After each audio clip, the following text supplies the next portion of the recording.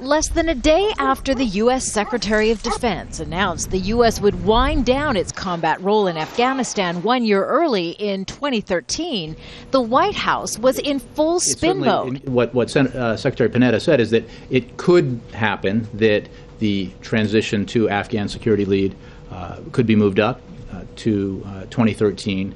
But he was not making an announcement about a decision that had been made. Speaking before a Congressional Committee, CIA Director David Petraeus, once the commander of ISAF and US forces in Afghanistan, also backtracked on the 2013 timeline and said nothing about the US and coalition combat deadline had changed. The conversation that Secretary Panetta had with some press on his plane was more than a bit overanalyzed, shall we say.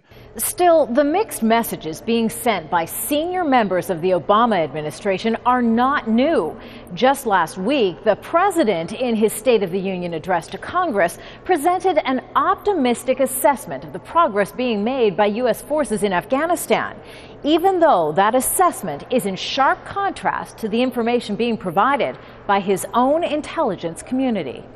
Just last month, a leaked national intelligence estimate said the situation in Afghanistan was mired in stalemate.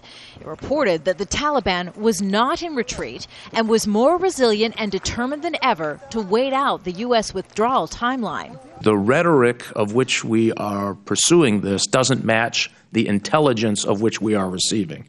Republican senators also reacted to the administration's conflicting statements, saying the U.S. is sending the wrong signal to Afghanistan. The Taliban are telling their friends and enemies today, see, I told you the Americans were leaving. The debate has highlighted growing divisions among U.S. political leaders keen to portray Afghanistan's successes for a president seeking re-election, even if it conflicts with the assessments of the White House's own intelligence on the ground. Kimberly Halkett, Al Jazeera, Washington.